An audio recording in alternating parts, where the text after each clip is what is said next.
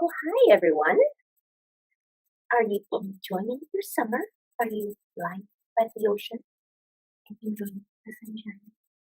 Oh, well, I am enjoying this book called Number the Stars. So, perhaps some of you will be like, oh my gosh, our summer assignment is to read a novel. Oh my gosh, what should you do? Actually, if you have the following thoughts when you think of English novels, then you are in the right spot. Okay, so if you feel like it is difficult to read English novels, or if you feel like every time I read English novels, I have to look at all these new words and it's really frustrating. Or if you feel like, I spent so much time reading just one page in the English novel, well, then you're in the right place. Well, if you enjoy reading novels and you don't have any questions about English novels, then you can skip this video.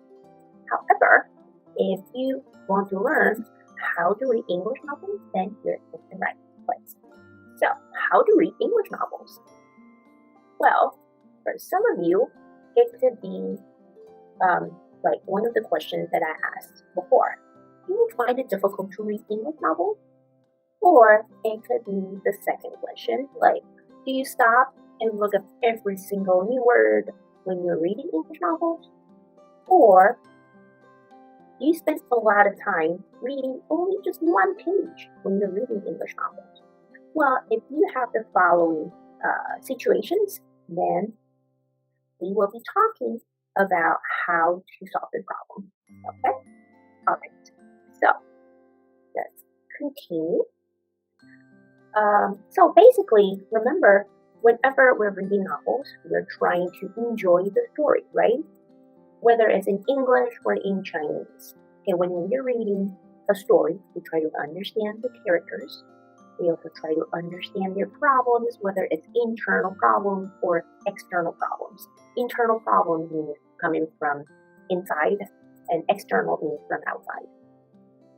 And also, usually at the end or toward the end of the story, the main character will also find a solution or several solutions to the major problems she is facing.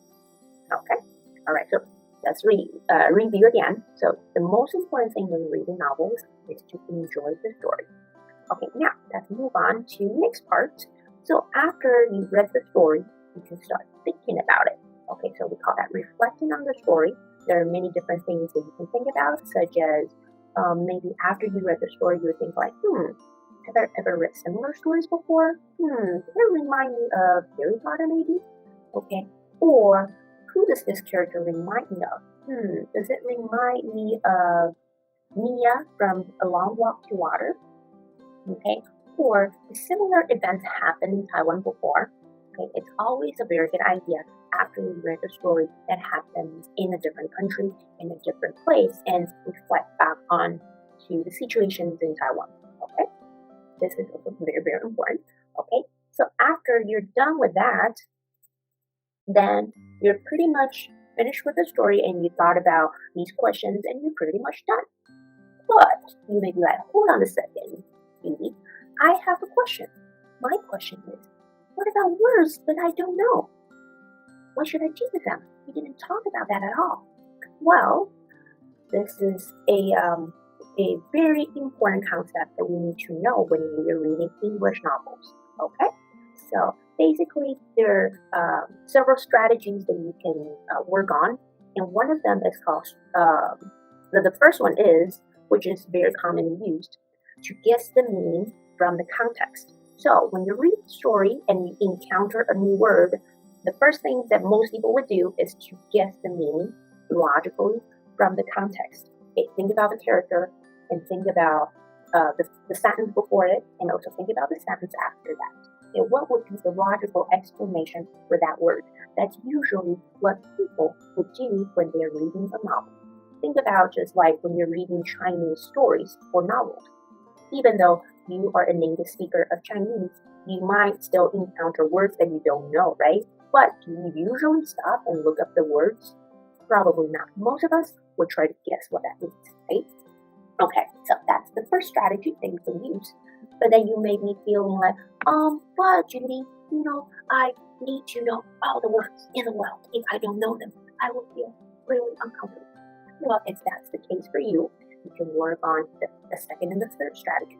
Okay, the second strategy is to circle the words you don't know, but you continue reading. Okay, and then after you're finished with one paragraph or you finish the whole chapter, and then you can take a break and then you can look up these words that you circled earlier. Okay, so these are the strategies for those of you who feel like you need to look up all the words that you don't know. Okay, all right. So you might feel like, but why not just stop and look up all the new words, right? Isn't that what we're supposed to do? Well, let me remind you again. Remember, like we mentioned before, when we're reading novels, we're trying to enjoy the novel. We try to enjoy the story and the story plot, right? Okay. So that's the most important thing. Try to enjoy the fun of reading. Okay. So if you just stop and then look at new words, then it would interrupt your reading. Okay. Think about all the times that you've read English novels before or the chapters. Don't you have to stop and look it up and then go back and then have to read the whole sentence and maybe the whole paragraph one more time? Okay, that would interrupt your reading and also your reading comprehension as well. Okay, and another thing for you to think about is when we look up words, does that really mean that we're really learning a new word? Not necessarily. Think about all the words that you have looked up before in the novels, the English novels that you have looked up before. Do you really know what they mean now? Do you know how to use them in writing or in talking? Probably not. So looking up words don't necessarily mean that you really understand what they mean and how to use them. Okay, so why bother, right? Another very practical way of looking at this strategy is guessing helps comprehension. What does that mean? Well, think about when you have to take a test. Like I said, looking at it from a very practical way, when we are taking a test, we're not allowed to look at all the words that we don't know, right? We don't even have the time to look at those words. Okay, so when we are reading novels or when we are reading, we need to develop this strategy to learn how to guess in a logical way, because that will help us with our reading comprehension. And in the future, whether you are taking a test or when you're reading for fun or reading for academic reasons, you will be able to read a lot faster. Okay? All right. So then you may feel like, okay, so I suppose now I am convinced about this strategy, but how do I do that? How do I guess the meaning of new words? I don't know how to do that. Well, if you don't know how to do it, I'm going to demonstrate this for you. Okay, so if you look at this part, this is actually chapter 1, page 1 from the story Number the Stars, Why Are You Running? Okay, so I'm going to read the first 2 paragraphs and I will demonstrate how to guess the meaning of words that you don't know.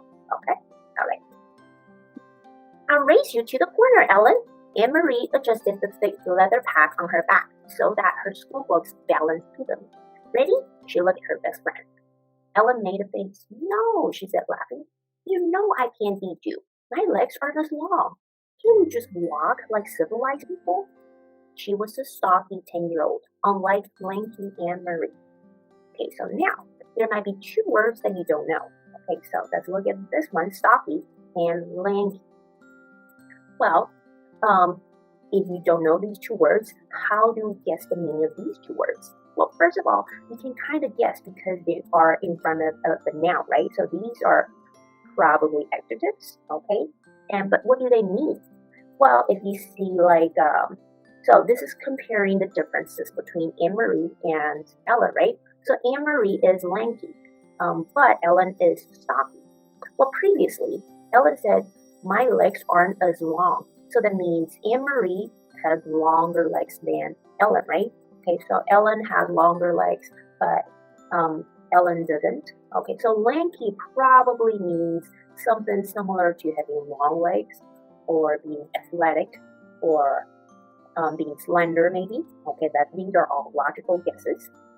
So on the other hand, Ellen is not like that, right? So she's the opposite of athletic and having long legs and slender. Okay, so that's probably what stock means. Okay, so that's what I mean about trying to guess the meaning of words in a logical way.